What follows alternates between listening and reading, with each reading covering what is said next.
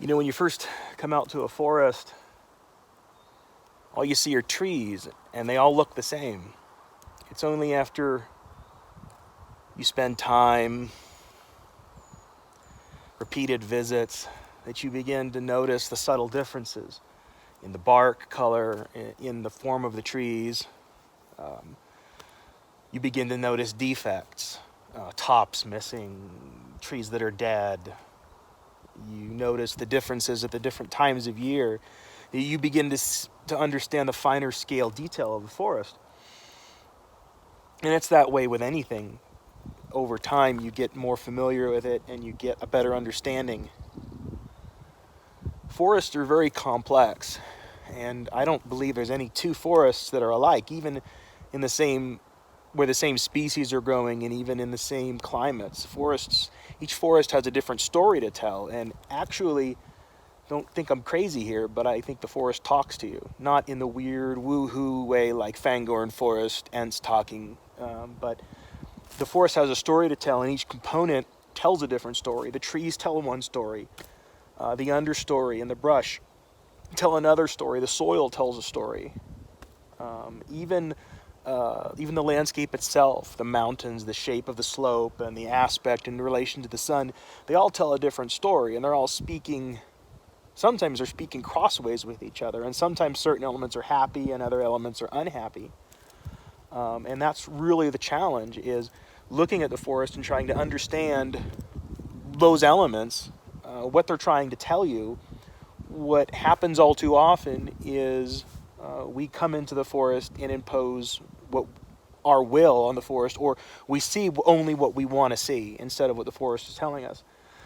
I think a lot of problems in my own industry of forestry are like that. We make a lot of decisions based more upon what we need to get out of the forest than necessarily what the forest needs. We have a specific quality and quantity of a certain species or of wood that we need to get out of the forest. It doesn't really matter what the forest wants from us. We basically go in there and they say, well, this is a nice volume stand. We're going to take these trees out, instead of looking at the forest more holistically. And this has really been the domain of the environmentalist, the woohoo, hug a tree, forestry, or not forestry, but environmentalism. Hey, P, that's my dog, Sweet Pea.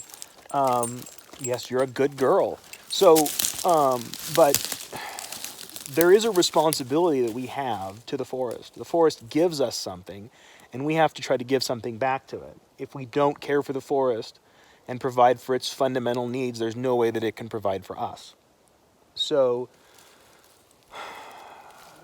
we have to change the way that we look at the forest, and we have to change our relationship to the forest. We have to be willing to invest in the future, to make decisions about the trees that may not necessarily pay off in the short term, but are investments in that long term component. That means passing over trees that might be really hot in that market right now, or it means doing things to the understory that cost money now but provide a payoff later.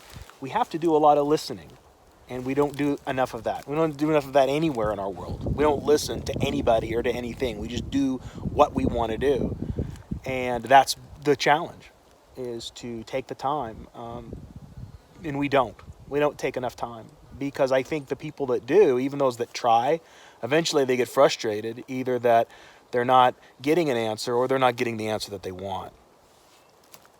So forests have to be studied. They have to be examined. You have to develop, on some levels, a relationship with the forest so that you can begin to understand how to work with it. It's important that we try not to fight nature, that we work with nature and with the natural processes and the natural flows of energy. And again, not in some woohoo mystical crap way, but there are natural energies. Water flows in certain directions. Sunlight is collected on some slopes and none on others, and that impacts the natural environment. And we have to look at that realistically and bring that into our planning instead of always trying to fight back and fight against it. Even something as simple as brush that's growing up among some of these trees here, and you've got some of these seedlings that are fighting to get out from around The understory, one solution is to spray this with herbicide or to come in with fire or with some kind of mechanical treatment. We have to look at the big picture and understand that those treatments may not be the best thing. They may not be in the best long-term interest of the forest.